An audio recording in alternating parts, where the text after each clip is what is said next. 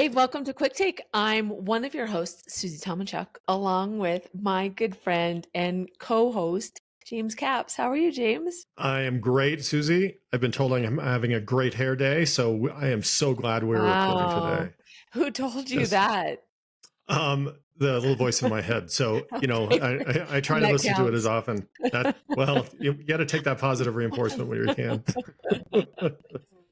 Well, we're back to basics again today. I think we said we're going to have four, and I think we're going to end up having a few of these because we've gotten great response. So, again, back to basics, really just talking about some of the things that, not that they're basic, but we forget about them because they just become like something in the background. Don't you agree? Yeah, I think that a lot of times these topics come up, and as leaders, even I do it. I say, "Yes, I get that. I've been doing that for 10 years." You kind of convince yourself that you're up to speed on these topics, and honestly, we have to be thoughtful as to when how we grow and learn, and I think these acknowledging that these are basics, that these Mhm. topics need to be revisited. It's just it's good maintenance, and I think of it as executive maintenance, doing your own personal maintenance. It's going to the CEO gym, if you will, and working on the fundamentals. Yeah, I think it's great. I think, like you said, it's giving you that space. And this Hmm. is just another thing to do to fill that time to be thoughtful about and what you need to do around this Right. topic. And Yep. today it's leading with inclusivity, which is something it's really talking about harnessing diversity for advantage competitively. So, Yep. what's your take on that? Well, I want to. One of the things that I want to take a slightly different angle on this one, which is where there's a lot of conversations around diversity and the DEI initiatives and ensuring that people look at things in a certain way. But I want to talk about the need for a diverse perspective in multiple areas. It's not just in the ones that we've been talking about. So I really want to talk about looking at things and harnessing diversity in three areas, not three ways to harness diversity, but three areas. Okay. And I think it's a slightly different angle. And I think each one of these are really interesting because they're so obvious. But I do think when we think when we walk through them, you'll see that they're kind of basics. They're simple but worthy of a reassessment. All right. I'm excited about this. All right. So, start us off. What's the first one? Let's talk about So it. I'm going to start with the obvious, which is let's harness diverse perspectives. Right? We talk a lot Yeah. about this. You want people with different ranges of ideas, different viewpoints, people who bring different ideas, perspectives, different creative ways of looking at things. And so you want as a leader, you want to have an inclusive means by which you bring in those creative solutions. So our first goal here is when we're talking about harnessing diversity, diverse perspectives is the place that I think a lot of us need to remember to do. So how do you do that? How do you cultivate that? Is it through questions? Is it through people at the table? Like what is the core of that? For me, it is a active effort. I think that when I look at my team, my cohort, I know the people who are the pessimists. I know the people who have been at a startup. I know the people who are always looking at the bright side. I need to curate that team. Just like a kitchen where you're having a bunch of different ingredients in your pantry, you actively curate that. And I think that the way that you can do that is to ensure that you have those points of view. You need to think about the people you surround yourself with and ensure that those perspectives and those multiple types of perspectives are part of the equation. That's so interesting to think about understanding. You're almost saying you're anticipating some of their responses because you know them, a Right. pessimistic perspective and all of that. So sometimes I think about, I love your analogy about ingredients. Sometimes we get a little bit crazy and we add too much or we do too much and we're like, oh, that didn't really work out. I wonder if sometimes you just have to embrace the fact that the discussion will get a little crunchy. People use that word a lot, and it'll get a Yeah. little uncomfortable um, because sometimes all people's needs aren't being met, and making them feel uncomfortable sometimes isn't a bad thing. Well, and I think that the importance of this topic is, and this approach is, you want to go into it in a way that ensures that the dialogue is the outcome, right? If you bring in that diverse group of people and say we are all going to walk out of here and agree on something, you're not you're using a hammer to drive a nail. If you Mhm. want to explore an idea, you want to look at it from different perspectives, you want to hear different points of view. That's what this process is about. So, Okay. I would never say let's use all the spices in my spice rack for a particular dish. That's ridiculous. But if I am interested in having a diverse palette in my kitchen, so my meals are different, I'm going to have a very diverse spice rack, and I should taste each one of those, and I should know what they bring to the table. So, you know, that cohort of people, that group of diverse points of view, they are a group of people you should bounce ideas off, you should engage with, and it's important to know when to use them and when not to use them. Okay, that's fair. Super interesting. I like that one, just to be thoughtful about the Hmm. team and what they bring. So what's the second one? Right. Well, the second one is really about diversity and engagement. And I think it's important for us to remember too that we have to engage our people in different ways. And so this is about really saying that people hear different things in different ways. They are going to hear you in different ways. They're going to understand the approach in different ways. And that diversity of communication, that diversity of engagement is so important. Um, I've learned that I have people on my team who absolutely want a drawing where there needs to be an arrow and then another arrow and another arrow, and then there's a star at the end. And then there's people that want paragraphs.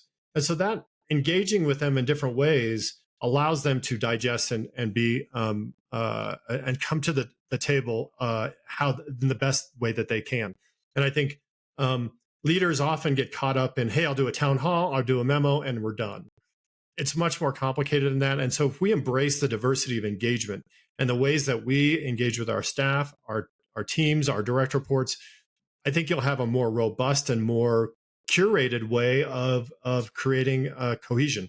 I think that the teams and the organizations that I've worked with that are the best are the ones that communicate in lots of different ways, and the group is just more aligned and has more understanding of what's going on. Oh, so much that you said there was really good. I think, the research shows that it takes people time to kind of understand the Hmm. message, and Hmm. we Hmm. need to hear things 7 times before we kind of Yeah. understand it. And that might be a really good metric to use to be able to say, I'm going to communicate this in a different way. Let me draw it this way. And maybe you do that for the whole team, but Right. and Right. also asking people, how do you like to consume information? What way do you learn?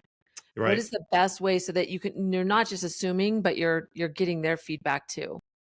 Yeah, we have an individual that I work with who is a trained accountant, financial background.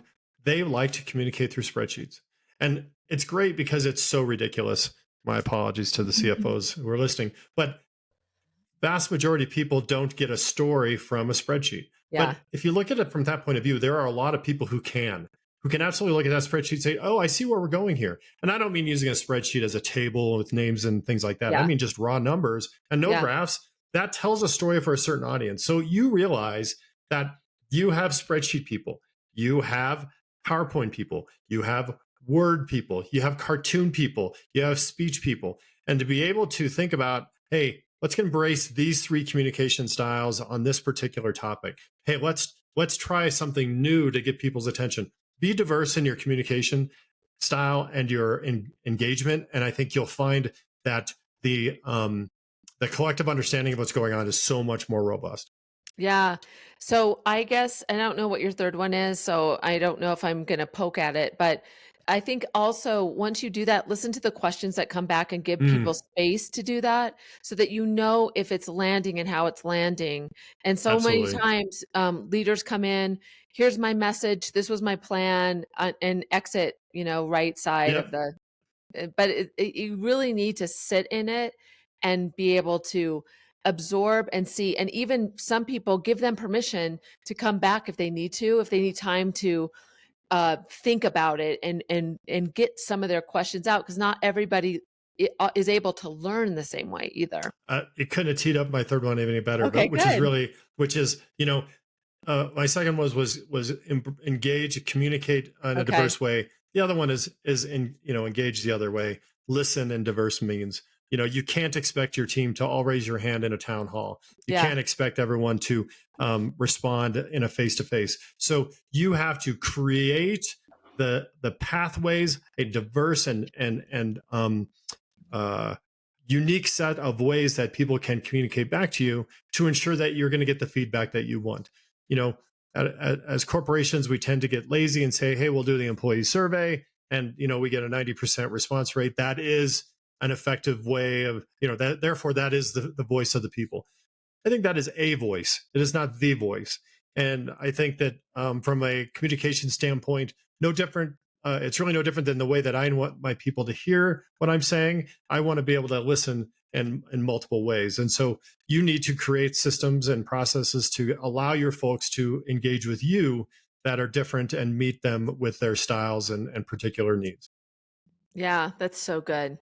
Um, I think it's so important and very underrated around just being able to stop Hmm. and really absorb what is going on around you, because then you can also assess if your communication, what adjustments you Is need to make working. to that too. Yeah. Right, right. And I think that diversity in and digestion, if you will, of information Mhm. it does take time, right? Mhm. Both of these, as like if you look at all three of these pieces of advice, what we're suggesting is you do more than one thing and do things differently, and that takes time, that takes resources. And so it isn't lost on me that yes, a lot of these simplistic, or when we don't have the diversity of X, it is because that is the path of least resistance, right? It is easier to just send a memo and assume everybody hears. It is easier just to say, hey, nobody responded to my email, so we must be good. It is easier to always hire from the same cohort, or always listen. I'm sorry, always engage with other folks, a small cohort of people. So I think that ultimately the reality is this is costly. It's expensive in both time and capacity. But the truth is that does bring more value to the table. Yeah. Yeah, you made me think too is what you're saying is inspect your habits as well. When Hmm. there's an announcement to be made, who do you call first? Who do Right, you send the thing to? Like you go to the easiest people that maybe right. communicate the same way you do, or that you know that's going to give you the reception that you need. Yeah, yep, So yep. keep that When in I have a mind. broadcast email that I have to send out to the staff, the broader staff, I like to have a different one of my direct reports review that email before it goes out. Yeah, I And like I that. love the fact that I know that I'm going to get a different response from each one of them, a different Mhm. kind of response. And you have to curate that too. You send it to a person you never have sent it to, they're just going to say that's great because they don't know what to do. Yeah. But I have somebody who will always really be a stickler on the grammar. That's super helpful. There's Yeah. people who will be really, I don't like the tone isn't here, or that I have an individual who's very good at looking at all the other communications that are going on and making sure these stitch together. Interesting. Now, Yeah. I can't use them all the time. I mean, I Yeah. don't have the capacity to have everybody involved. It's not a group think, but knowing that I can rely on certain people for certain things gives me a different point of view. And when I'm less concerned about the grammar, or this is a different type of message, hey, I'm going to have this other person take a look at it. you know Somebody who's got the big picture, I'm always going to have her take a look at it, because she, in that particular topic, and it's Yeah. important that we see the whole thing, and she's amazing at that. So um it is expensive, but I think it does bring a lot of color to the table. Yeah. Well, you just gave yourself a bonus. So, There's a all bonus. I right. don't So know what that I can I don't know what that bonus was, but yes. Let's see if I You'll get remember. I'll remember the bonus. You go. What are the all top right. So three? the three ways I think diversity comes into play, and we can embrace them in unique ways, is obviously diversity of thought, diversity of ideas, bring in diverse ways of people that think differently. Secondarily, embrace diversity of communication. The way that you broadcast, the way that you share information, be diverse in the way that you can do that, so more people can hear you. And third, be more diverse in the way that you digest and engage with your folks, and allow them to communicate with you. They're going to communicate with you and to you in different ways. And if you open those doors, you're going to get a lot more feedback. And then there was a bonus one. Oh, and the bonus, oh my gosh, now I'm gonna be, like, all freaked out.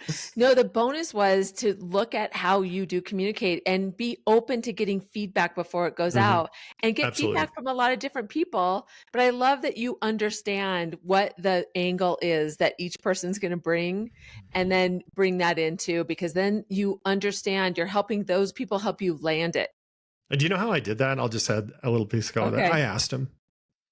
I Wow. asked, "What would Yeah, you what are you comfortable doing?" You know, I'd rather just help you with the grammar because sometimes I'm in this person's role, they don't understand the bigger picture. And that's cool, but I want yeah, them involved, right? yeah, And so I can't expect everything of everybody, but I can rely on folks to stick with their strengths. So and really, really good ideas. I think also just to also say, I think it's a super, super important that allows them to be a part of the process. And Yeah, so when yeah, they have been a part of the communication, they own more of everything's it. better. So that Hundred then percent. they're articulating that to their team, which is really important for adoption. So so much there. So many bonuses. If you were following along, you have more and more and more. We just gave you like mic drop after mic drop. So you're welcome.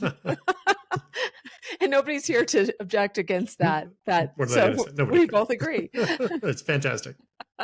Well, this has been Quick Take. We are so glad that you joined us. Both James and I are on LinkedIn. We'd love to hear from you. We just get so much joy out of being able to bring content that's going to be meaningful to our quick stirs. Look how I did that there. That was good. Nicely done. Yes, yes, yes. So thanks for being there, being here. We appreciate you.